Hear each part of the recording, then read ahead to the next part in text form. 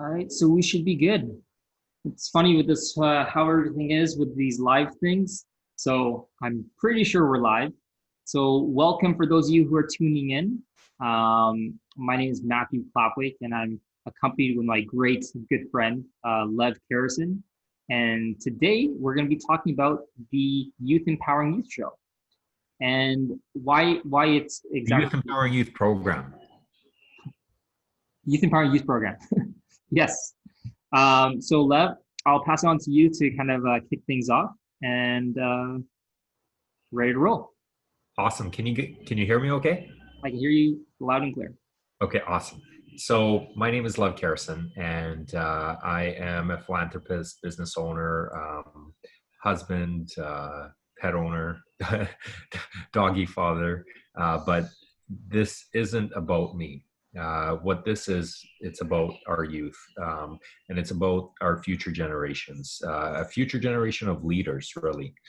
And Matthew and I have started this journey about 3.5, 4 years ago. And when we met at a networking event, and I heard Matthew speaking, and I was just so intrigued about the way that he was conducting himself, and I wanted to find out more about how he got so skilled at this. And lo and behold, we both had a passion for helping out, specifically helping out our youth. And where I come from is I was born in Lithuania. I grew up in Israel, and I moved to Canada. And during that whole journey here, I felt back when I was growing up, and during that journey, I didn't feel like I had an opportunity. I didn't feel like there was a lot of support. In fact, I felt like all the turbulation of going to a new school, meeting new people, not understanding the language, being bullied, all of that was hardship. And it felt like that at the time. When I look back at it now, I feel that it was a blessing and an opportunity. And why I feel that way is because it shaped me to become the person that I am today. So this program is intended for giving back to our youth. And the main premise of the program is so that youth can lead other youth. Will this eliminate bullying? Will this eliminate suicides amongst youth? Will this eliminate, any other circumstances or events? It might not, but we're doing one leap forward. And what we're doing is we're empowering our youth with powerful tools, life skills that they can use in their lives to empower other youth, their peers. And that's what really this whole thing is about. And we go around, a lot of our network here goes around saying, I wish I learned these tools when I was growing up. And it's true. It's not being taught in schools. It most likely is not being taught in the homes. And, these are fundamental tools that youth can take away and implement right away. So today, actually, we have the privilege and the pleasure to introduce one of these tools. And I'll pass it on to Matthew, and he's going to share a little bit about that. Yeah, so we do have our two guests, which is, I don't want to butcher the name. I'm going to let them introduce themselves, but we do see you, both you two, so it's awesome. So Lev, what's the best way you want to go about this? You want to bring them in first and then talk about the program, or what do you feel? Yeah, let's dive right into it, right? Like right. We want to bring as much value to our listeners and viewers as possible, and I really do appreciate everybody who's watching this. And add them to the panelists. Okay. Let's bring them in. Hi. How you guys doing? Good. Good. Can you first tell us your names so you don't butcher it? Absolutely. I'm Manisha. And I'm Sachin. And sorry? Sachin. Sachin. Very nice to meet you both. And how old are you two? No. You can't ask. I'm older than I look. Oh, you can't ask me how old I am. Sorry, I meant. That's what I know. I meant Sachin. How old are you? But 13. 13. Okay, you're perfect for the program. Yes. So our program is designed for ages 13 to 18, just due to the the language that we use, and the fundamentals that we facilitate. And we are developing a program for younger ages. It's going to be the same principles, but just different ways of how we deliver that. And again, I want to make this point is that this isn't about teaching anything. We're not here to teach because we're not teachers. We're here to facilitate a process of discovery. And you have all the answers to all of this. It's just our role as facilitators is to bring those answers out. Yeah, so what we have launching on May the 26th is we're launching a Youth Empowering Youth online workshop.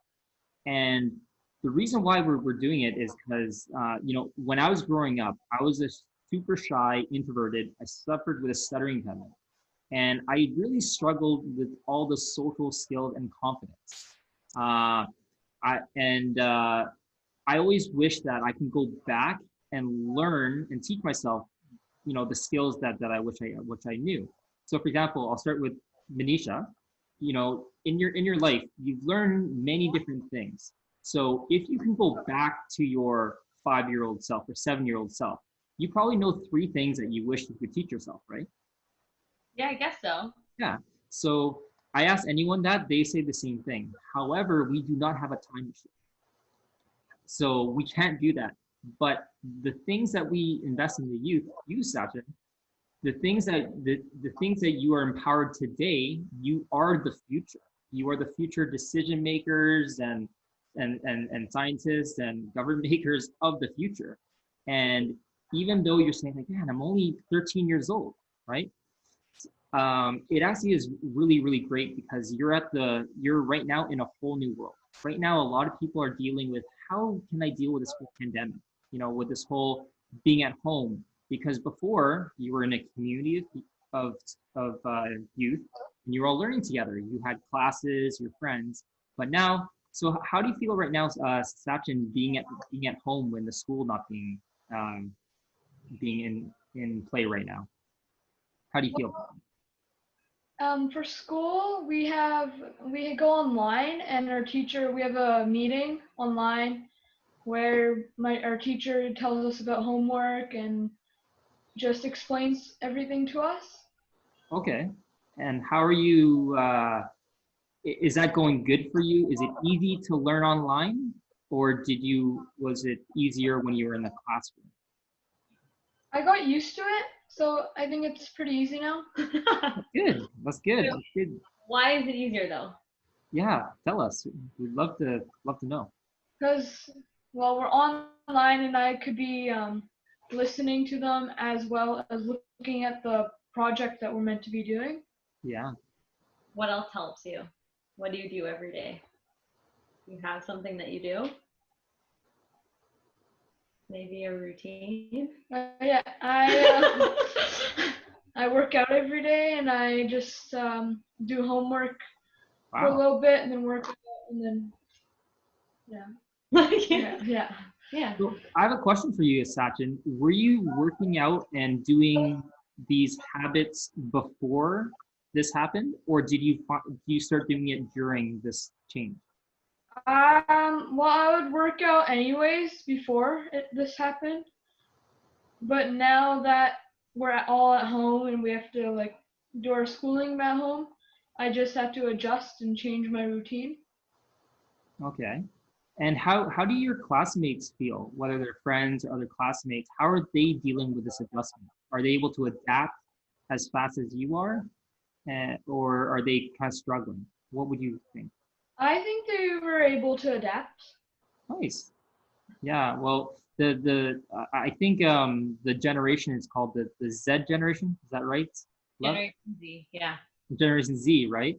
And Generation Z are like I even know for my nephew. I have a nephew. He's 3 years old, and he already knows how to take selfies and things with things. And you know what, technology is so critical. And if you combine that with leader skills and life skills, there's so much future possibilities that you can have. So what do you want to be when you grow up, Sachin? Do you know what your future is? Do you have like has it changed since you were 5 years old? Well, uh, No pressure. so one of the jobs I'm thinking about doing is being an accountant. Okay. Really? It's new to you, Manisha, eh? I am an accountant. Oh, there you go. You see, you already are, we are the example for others, right? So Yeah. what do you like about being an accountant? And then I'll kind of talk to you a little about the power perspective. Well, my Wait. favorite. Yeah, go for it. No, I don't know. Yeah. My favorite subject was math. So Okay. that would be the best fit for me. Yeah. So it's something that you're good at and you like learning, and now you got to attach a service that you can provide to others, right? So that's really a great formula to be successful in anything. And one of the tools we want to teach right now is the power perspective. Like I said before, I struggled with confidence all my life. And I had a stuttering impediment.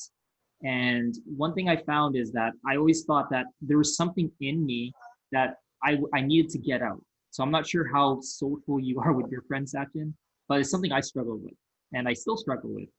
And what I realized is that I was looking at the world a certain way. And when I was looking at the world a certain way, I was not able to, it was hold me back from opportunities. So one thing that we teach is something called the philosophy of life. Now, the philosophy of life is made out of two things. One, how do you see the world? And number two, how do you see yourself in the world? And so if I were to go back to myself, trying to think when I was like 11 or 13 years old, how I saw the world was things are tough. Because I have this challenge, because I have this disability, I was in the special kind of needs section for kids. And I saw that I was given that life was hard, that I had to work even harder, and that I was just trying to get by. I was just trying to keep up with everyone else because I always felt behind. And how I saw myself was someone that, hey, you know what, it was actually a pretty good belief because I said, you know what, I think I could learn anything because even though I'm not the smartest, my intelligence is not great, but I'm actually pretty good with surrounding myself with friends that could support me. So my belief of myself was actually pretty positive, but my belief of the world was completely different. So Sachin, what if I were to ask you, again, no pressure, what is life about? What comes to mind? Just enjoying what you have, spending time with people you care about. Yeah. And I'm gonna say like a few one little sentence. I want you to say whatever the first thing that comes in your mind. Okay. So school is, and fill in the blank. Life. School is life. Okay. Education is Helpful. okay. Friendships are Nice. okay. So the next thing is I see the world. Um.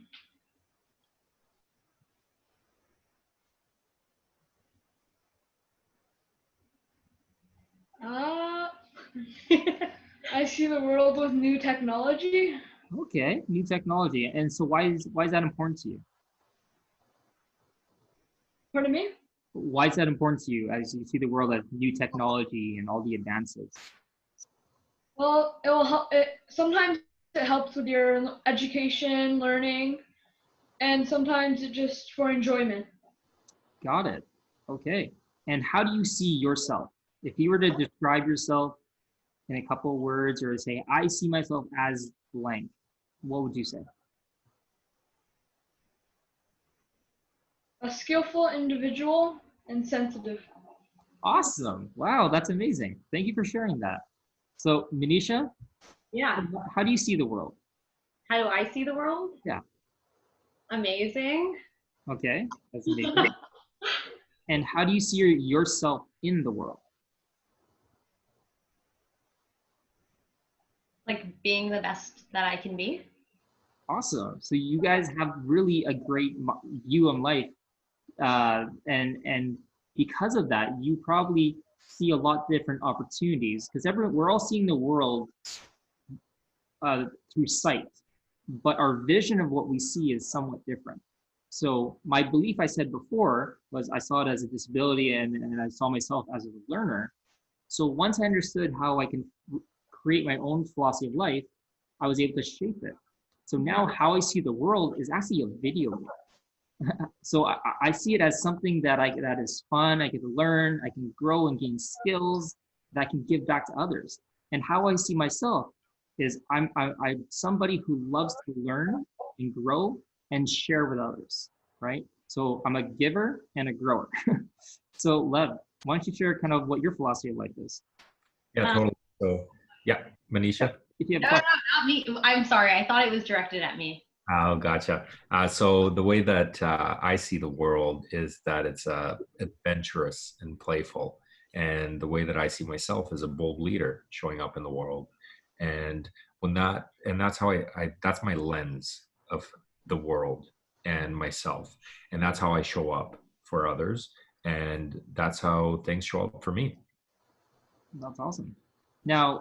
Now that we understand the philosophy of life, why is that important, right? So now that I see, okay, I see things, different things. So I'm going to show just a little thing. So if I were to ask you guys, can you see this water bottle? Yeah. Can you describe me this water bottle, Satin? It's gray with it's big. It has two shades. Mm-hmm. That you can drink out of it. Okay, Without coming out of it. got it. Yeah. So that's what you see. So usually we do this in the classroom. It's a little bit easier. But someone would say, well, I see a snowflake and I see the word uh, thermo flask. You guys don't see that? No. I think it's on the wrong angle. Yeah. Right?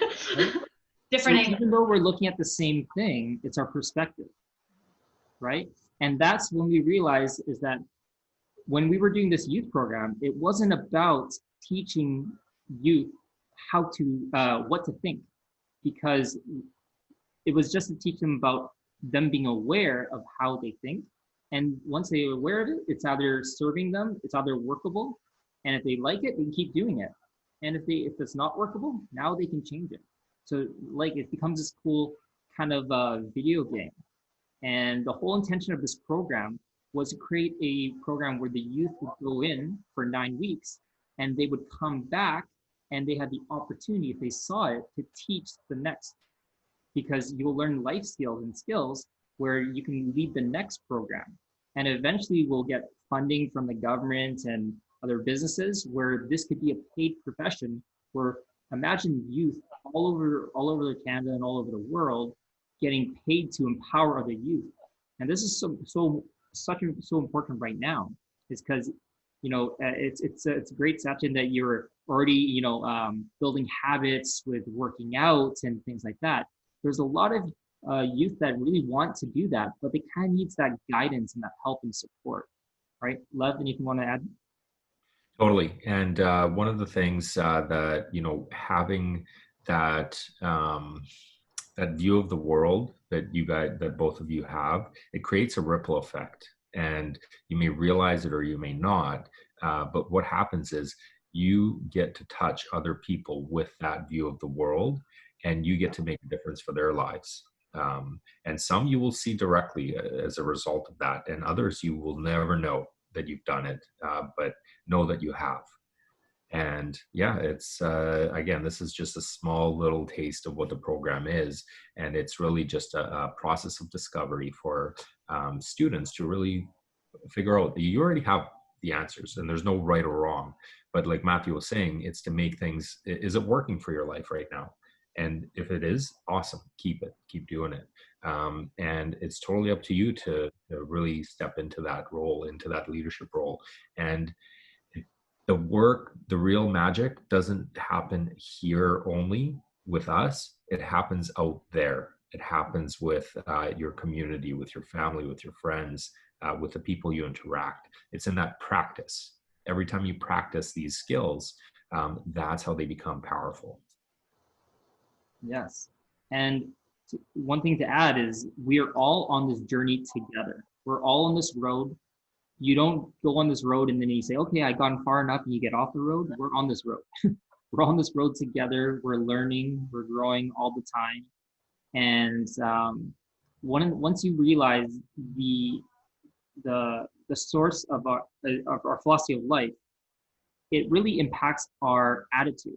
So if you look, have you ever been in a Sachin, have you ever been in like the day didn't go the way you wanted it and you were kind of in a bad mood? Does that ever happen to you? Am I Yeah. the only one? Yeah, right? So sometimes you're just not feeling motivated to do different things. And how can we change that? Well, the source of our attitude is how we're looking at things, right?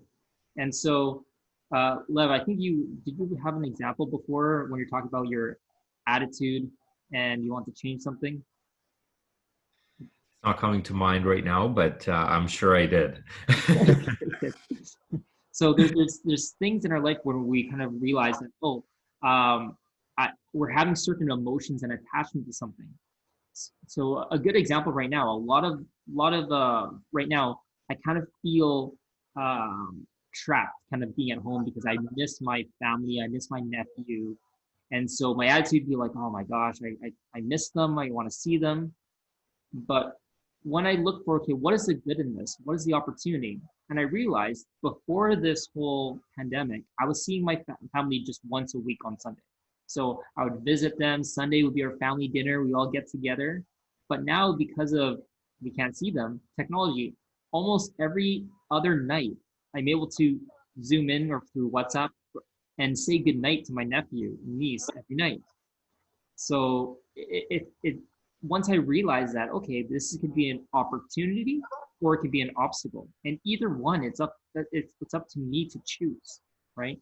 But sometimes when we're stuck in that attitude, we can't see it. So when we ask ourselves questions, we can start discovering and look back and get a better perspective and be able to see exactly what we can do. So yeah, Sachin, go ahead. I just have a question for you. Yes.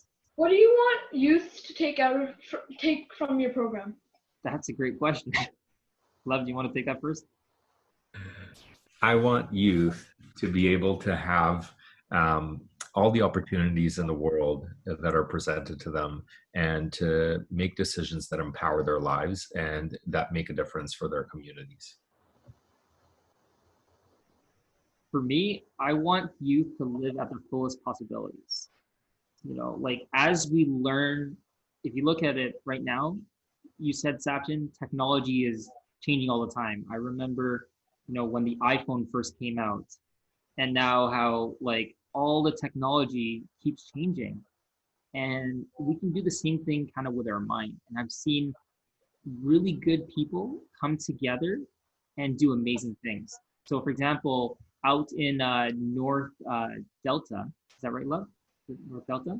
So they took a group of youth body from all different schools, and they partnered them up together to look at how can they look at solving solutions that they were facing when they were getting into school.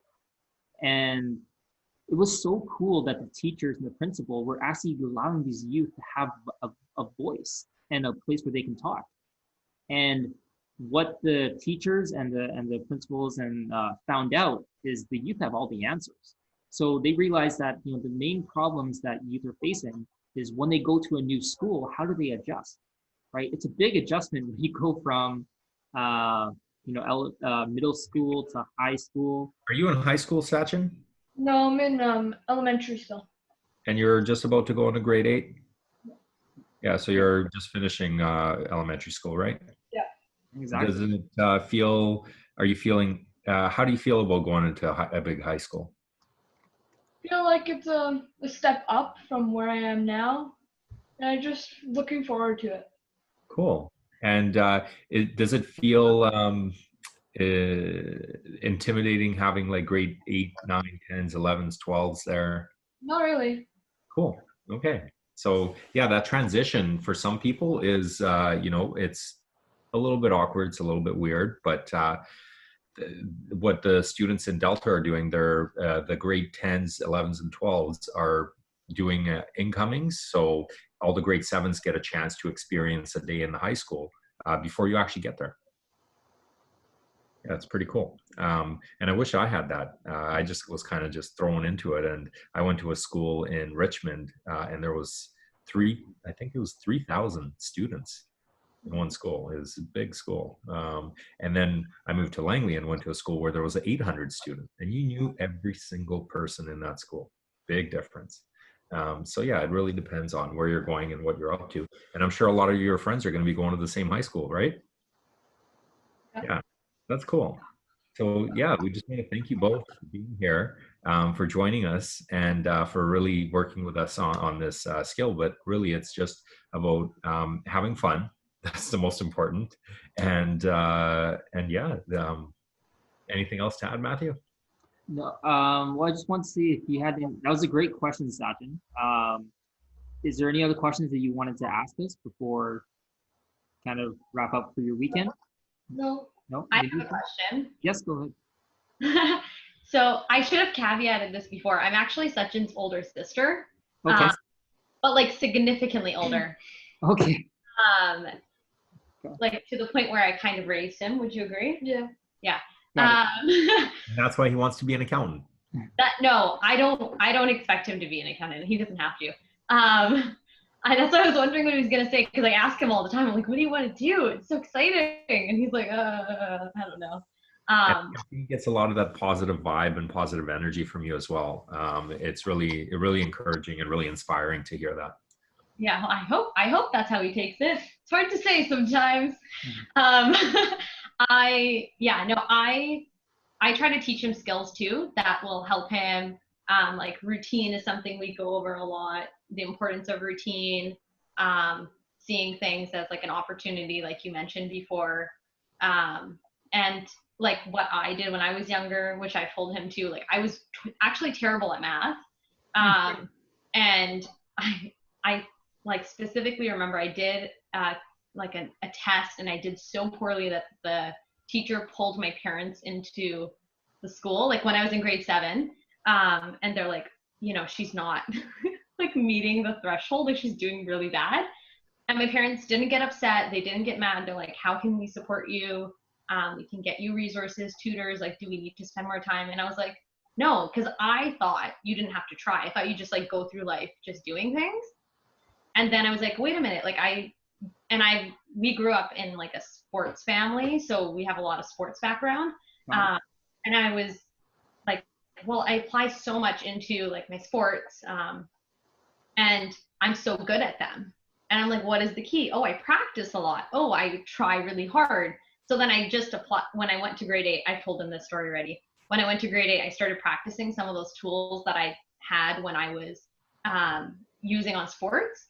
And I put the same energy in and I started having results and I was like doing amazing. Now I'm really good at math from someone who couldn't do it at all. So yeah, very interesting. So I try to teach him that stuff. Mindfulness is another thing we talk about a lot. He is more on the shy side compared to me. I'm like super extroverted.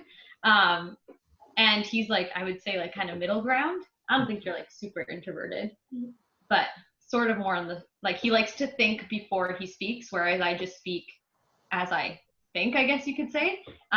There's nothing wrong with either approach. Both are good. They just have differences. So like for him, he would like to prepare probably before I am comfortable, just like impromptu. But yeah, so there's differences. So we try to practice those things and I try to encourage him. But my friend told me about this program that you guys were running. And sometimes it's easier to hear concepts and ideas and these things from people who aren't your own family members, who are constantly giving you resources and tips. As much as you can practice and preach it, it's hard when I tell you things all the time, probably in one ear and out the other. We try to practice them together, but sometimes, it doesn't stick. So it's good, I think, learning from different people and getting different perspectives. Because at the end of the day, he only really has my perspective or my parents' perspective or my siblings and my cousins or his friend group. So it would be good to have like different perspectives, because maybe there's someone who can relate more to him and the way he's feeling specifically, because it may not be the same as my experiences. As much as I can share, like, this is what I did in this situation, may be different for him. So yeah, I think it's pretty cool. So I definitely encouraged him. I mean, at the end of the day, it's his decision if he wants to show up, because I think the responsibility is on him. Yeah. Well, everything you're saying, Manisha, I'm like, you should be one of our volunteers.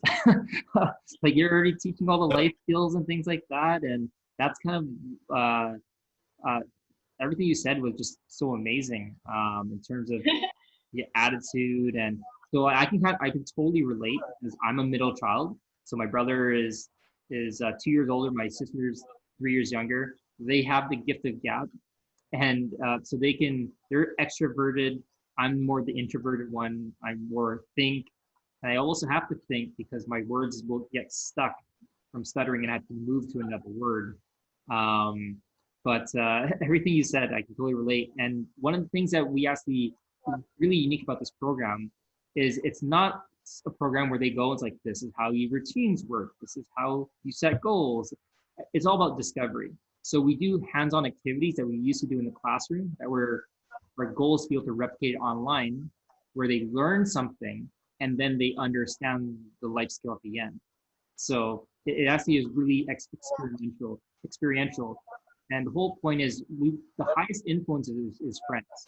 So at the end of the day, we can listen to our siblings, our parents, TV, other people, our teachers, but the ones that influence us the most is our friends. And so at the end of every class, we're going to kind of end it here, is we ask the youth to teach, how would you teach this to your friend? So Sachin, how would you teach your friend about this philosophy of life in your own words? You can use any examples or things like that.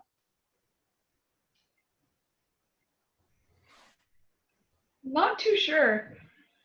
Da, da, da, da, da. I'm just kidding. I'm just kidding. Sorry, that's Jeopardy.